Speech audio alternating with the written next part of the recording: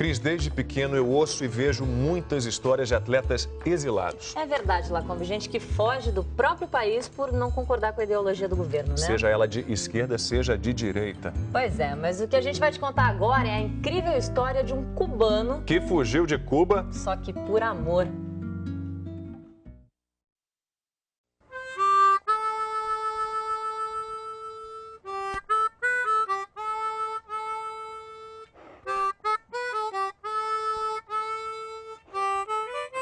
O som que sai da gaita é a trilha de uma turbulenta história de amor, esporte e política. E este músico esforçado é o protagonista. Roberto Pérez Ondarce, cubano, ex-atleta, romântico. Ela é firme, ela é decidida, ela não é brincadeira, não. Ela é Maria Lúcia Caldeira, a brasileiríssima Marilu. Uma das poucas atletas recebidas pelo jovem Fidel Castro numa competição em Havana, 1962. Mas a vida da jogadora de vôlei tinha mudado poucos dias antes. E eu conheci o Roberto no Havana Livre Hotel. Ele era representante de Cuba na modalidade de basquetebol e a gente se conheceu naqueles flertes de porta de hotel. Conheci a mãe, fui na casa dele, tive uma recepção muito boa. Roberto era um dos mais promissores jogadores de basquete de Cuba. Um jovem desconfiado do regime comunista de Fidel, implantado 3 anos antes na ilha. A paixão por Marilu foi o estímulo que faltava para deixar o país. E eu falei, tem 2 competições no teu país o ano que vem, o Pan-Americano em abril e o Mundial Universitário em setembro, e em uma das 2 eu fico. Ah, tudo bem, eu te ajudo. Falei, perfeito. O encontro ficou para a Universiade em Porto Alegre. Estas imagens raras mostram a delegação cubana no desfile de abertura. Um deles não estaria na festa de encerramento. Ele falou, vim para ficar, né? Vim para me quedar. O plano foi traçado durante 1 ano, em códigos, nas cartas de amor trocadas entre Roberto e Marilu. Eu tinha conhecido alguns cubanos que moravam em São Paulo, radicais em São Paulo. Eles pertenciam, acho que a uma sociedade, uma associação em Miami. Eles queriam que alguns atletas se exilassem aqui politicamente, né? Aí então ela mandou um telegrama para São Paulo, para o Raul Gonçalves, um cubano, que foi quem se encarregou de arquitetar todo o esquema da fuga. Aí eu telefonei para o Raul e eu tinha que passar uma mensagem em código. Não trabalho no Sherlock, não sou Sherlock, não sou nada. Eu passei um telegrama assim, encomenda chegou, pronta para retirada. A encomenda chegou, pronta para retirar. Os Jogos Mundiais Universitários foram disputados em várias partes de Porto Alegre, o que dificultava a retirada. Além disso, a delegação cubana passou a desconfiar de Roberto. A única opção era o dia de folga. Primeiramente, ele falou para mim que a gente ia fazer um ensaio para ver se dava tudo certo. Pediu que eu levasse mais três colegas minhas do voleibol. Aí ela preparou o time de vôlei dela para acompanhar a cada um dos componentes que queriam comer. E aí fomos caminhando e aí eles falaram, vamos, deixa eles irem embora para frente. O carro já estava com o motor ligado, ele entrou no carro, foi com a roupa do corpo, sem documento, foi sem nada. Ele foi com a cara e com a coragem. E a gente pensa que é muito macho. E aquele momento que eu falei para o sujeito, vamos embora,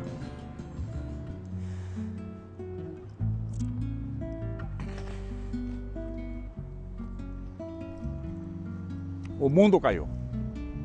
Foram 22 horas de viagem de Porto Alegre a São Paulo.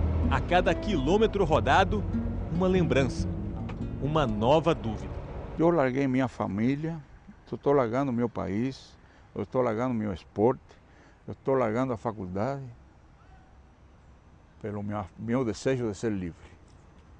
E aí eu me botava uma interrogação, será que eu estou agindo certo? Em Porto Alegre, a bomba, manchetes em jornais e ampla cobertura das agências de notícias internacionais.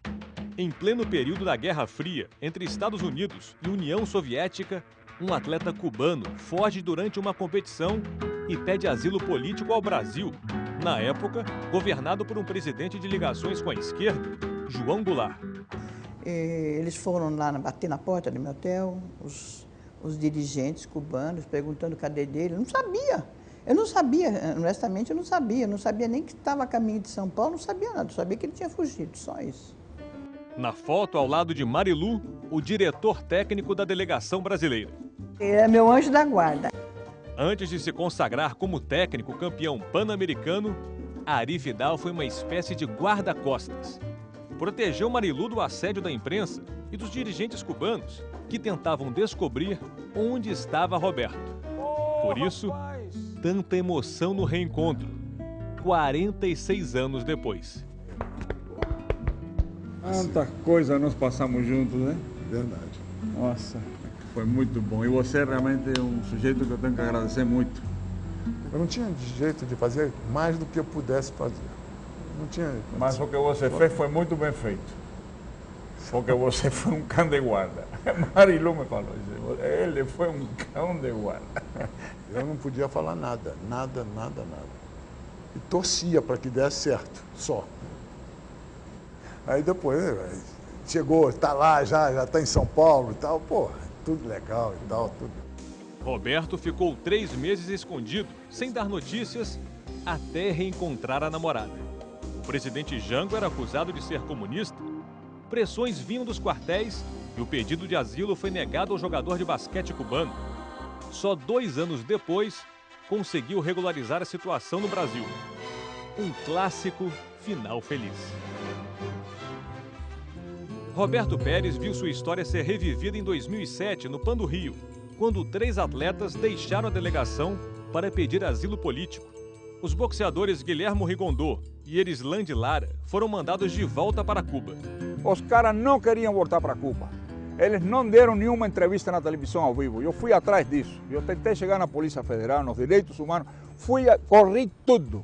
Não consegui dizer que estava num hotel em Niterói. Mentira. Mas Rafael Capote, do handball, conseguiu ficar no Brasil. E o Esporte Espetacular mostra para você uma confissão surpreendente. 44 anos depois de fugir de Cuba, Roberto Pérez ajudou outro compatriota a abandonar Fidel.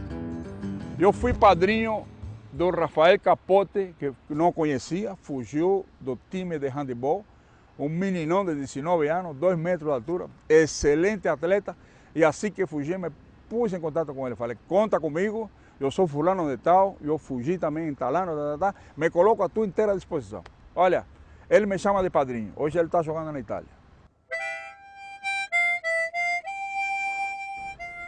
Eternamente agradecido ao Brasil.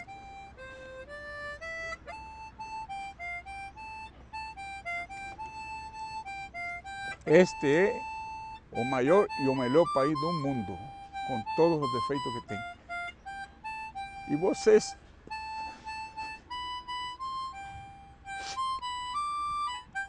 brasileiros, são o melhor povo do mundo.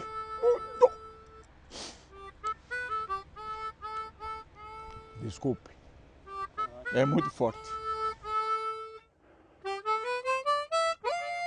Roberto e Maria Lúcia ficaram 10 anos casados. Tiveram 2 filhas. Roberto não conseguiu autorização para jogar basquete no Brasil. Mora em Belo Horizonte e trabalha em uma empresa que fornece concreto. Maria Lúcia mora em São Paulo e trabalha como professora. O Brasil derrotou Cuba na final de basquete da Universiade em 1963.